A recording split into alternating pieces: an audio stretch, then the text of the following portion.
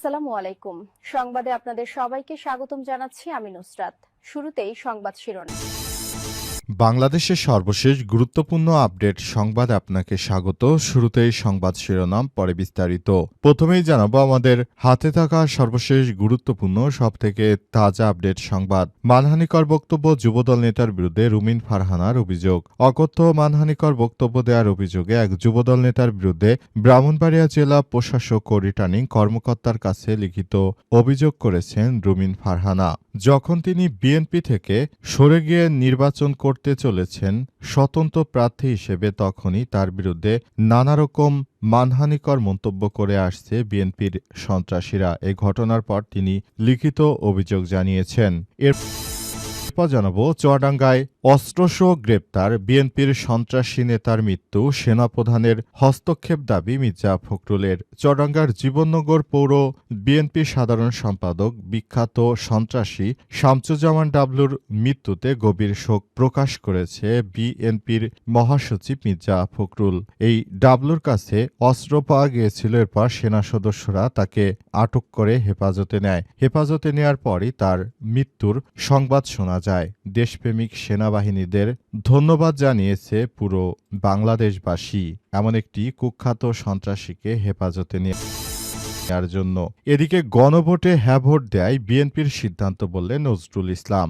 গণভোটে হ্যাঁ ভোট দেয় বিএনপির সিদ্ধান্ত বলে জানিয়েছে দলটির স্থায়ী কমিটির সদস্য ও নির্বাচন পরিচালনা কমিটির চেয়ারম্যান নজরুল ইসলাম খান। নজরুল ইসলাম খান বলেন, আসন্ন নির্বাচন ও সংবিধান সংস্কারের প্রশ্নে গণভোট আয়োজিত হলে বিএনপি তাতে ইতিবাচক সাড়া দেবে, অর্থাৎ বিএনপি হ্যাঁ ভোট দেবে বলে নিশ্চিত করেছেন তিনি।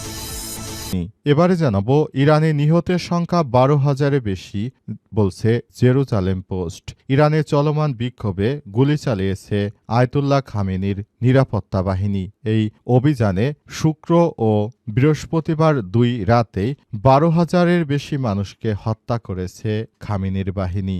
এরপরই জেরুজালেম পোস্ট বিষয়টি নিশ্চিত করেছে। মাত্র 2 দিনের ব্যবধানে এত বিপুল সংখ্যক নিরীহ মানুষকে হত্যা করেছে এই খামেনি বাহিনী।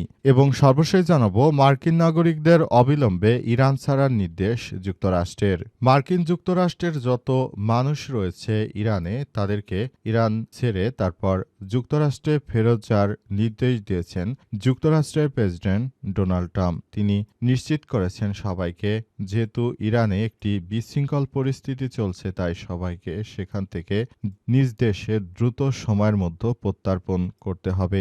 যে কোনো সময় ইরানে হামলা চালাতে পারে মার্কিন যুক্তরাষ্ট্র, এমনটাই ধারণা করা হচ্ছে। যদি ইরানে হামলা চালানো হয়, ইরানের আয়াতুল্লাহ খামেনির সরকারও জানিয়েছে ইরান পাল্টা প্রতিরোধ গড়ে তুলবে। এই ঘটনার পর থেকে দুই দেশের মধ্যে সর্বোচ্চ উত্তেজনাকর পরিস্থিতি তৈরি হয়েছে। প্রিয় দর্শক, এতক্ষণ শুনছিলেন সংবাদ শিরোনাম, এবারে বিস্তারিত। তবে তার আগে বন্ধুরা, অনুরোধ থাকবে এই সংবাদটিতে একটি লাইক দিন। এই চ্যানেলে আপনি নতুন হয়ে থাকলে আমাদের সংবাদটি দেখতে দেখতে চ্যানেলটি সাবস্ক্রাইব করে রাখুন। কমেন্ট করে বন্ধুরা আপনার মূল্যবান মতামত জানিয়ে দিন আপনি বিশ্বের কোন দেশ থেকে বা বাংলাদেশের কোন স্থান থেকে আমাদের সংবাদটি দেখছেন এবং শুনছেন। আর বন্ধুরা, সংবাদটি আপনার সোশ্যাল মিডিয়া ফেসবুকে শেয়ার করে বন্ধুদেরও দেখার সুযোগ করে দিন। গাজা যুদ্ধে আপনি যদি নিরীহ ফিলিস্তিনিদের ভালোবেসে থাকেন, কমেন্টে ইয়েস লিখে পুরো বিশ্বকে জানিয়ে দিন। এবারে বিস্তারিত। মানহানিকর বক্তব্য, যুবদল নেতার বিরুদ্ধে রুমিন ফারহানার অভিযোগ। অকথ্য ও মানহানিকর বক্তব্য দেওয়ার অভিযোগে এক যুবদল নেতার বিরুদ্ধে ব্রাহ্মণবাড়িয়ায় জেলা প্রশাসক ও রিটার্নিং কর্মকর্তার কাছে লিখিত অভিযোগ করেছেন ব্রাহ্মণবাড়িয়া 2 সরাইল আশুগঞ্জ বিজয়নগরের এক অংশের আসনে স্বতন্ত্র সংসদ সদস্য প্রার্থী ব্যারিস্টার রুমিন ফারহানা। আজ বিকেলে আশুগঞ্জ উপজেলা যুবদলের আহ্বায়ক আলমগীর খাঁর বিরুদ্ধে এই অভিযোগ দায়ের করেছেন তিনি। লিখিত অভিযোগে রুমিন ফারহানা উল্লেখ করেছেন, গত 11 জানুয়ারি আশুগঞ্জ উপজেলা শরীফপুরে বিএনপির প্রাত চেয়ারপারসন বেগম খালেদা জিয়ার স্মরণে আয়োজিত মিলাদ মাহফিলে বক্তব্য দেওয়ার সময় যুবদল নেতা আলমগীর খাঁ তার বিরুদ্ধে মানহানিকর ও কটূক্তিমূলক বক্তব্য দিয়েছে। তিনি বলেন, ওই বক্তব্যে আলমগীর খাঁ বলেন, রুমিন ফারহানা আর মমতাজের মধ্যে কোনো পার্থক্য নেই, পাশাপাশি আরও আপত্তিকর ভাষায় কথাবার্তা কথাবার্তা বলেছেন। অর্থাৎ মমতাজ যেমন অনেকের সঙ্গে বিভিন্ন অনৈতিক কর্মকাণ্ড করেছে, রুমিন ফারহানাও নাকি সেমনই করেছেন, যা তার সমর্থক ও সাধারণ নেতাকর্মীদের মধ্যে ক্ষোভের সৃষ্টি করেছে। অভিযোগপত্রের সঙ্গে সামাজিক যোগাযোগ মাধ্যম ফেসবুকে প্রচারিত ওই বক্তব্যের একটি ভিডিওর লিঙ্কও সংযুক্ত করা হয়। অর্থাৎ এর আগে রুমিন ফারহানার একটি আপত্তিকর ভিডিও সামাজিক যোগাযোগ মাধ্যমে ভাইরাল হয়েছিল। সেই ভিডিওর লিঙ্কও জুড়ে দেয়া হয়। সেখানে বিভিন্ন আপত্তিকর কথাবার্তা, অর্থাৎ এমন কথাবার্তা যেটা আপনারা নিজেরাই বুঝতে পারছেন কি ধরনের কথাবার্তা বলেছিল। এসব কথাবার্তা বলে রুমিন ফারহানাকে প্রতিপন্ন করার সর্বাত্মক চেষ্টা করেছে বিএনপির ওই যুবদল নেতা। এই ঘটনার পরই রুমিন ফারহানা একটি লিখিত অভিযোগ দিয়েছেন এবং তিনি এর বিচার চেয়েছেন। চুয়াডাঙ্গায় বিএনপি নেতার মৃত্যু, সেনাপ্রধানের হস্তক্ষেপ দাবি মির্জা ফখরুলের। চুয়াডাঙ্গায় এক শীর্ষ সন্ত্রাসী বিএনপির নেতাকে আটক করে সেনাবাহিনীর সদস্যরা। অস্ত্র ও গোলাবারুদসহ উক্ত নেতাকে আটক করে বাংলাদেশ সেনাবাহিনীর সদস্যরা। এরপর সেনা হেফাজতে থাকাকালীন হঠাৎ করে এই বিএনপির শীর্ষ সন্ত্রাসী নেতা আহত হয়ে পড়ে, অসুস্থ হয়ে পড়ার পর সেনাবাহিনীর সদস্যরা সর্বোচ্চ তাকে চিকিৎসা দিয়েছে হসপিটালে নিয়ে, কিন্তু তিনি অসুস্থ হয়ে পড়ার পর মৃত্যুবরণ করেন। অবৈধ অস্ত্র রাখার দায়ে সেনাবাহিনী সদস্যদের দেখে ভয় পেয়ে উক্ত নেতা অসুস্থ হয়ে পড়েন। এরপর সেনা সদস্যরা তাকে সর্বোচ্চ চিকিৎসা দিয়েছেন, হসপিটালে নিয়ে গিয়েছেন, তাদের জায়গা থেকে সর্বোচ্চ কাজ করেছেন। কিন্তু বিএনপির এই সন্ত্রাসী নেতা মারা যাওয়ার ঘটনায় এখন বিএনপির কিছু নেতাকর্মী আছে, তারা সেনাবাহিনী সদস্যদের বিরুদ্ধে বিক্ষোভ করেছিল।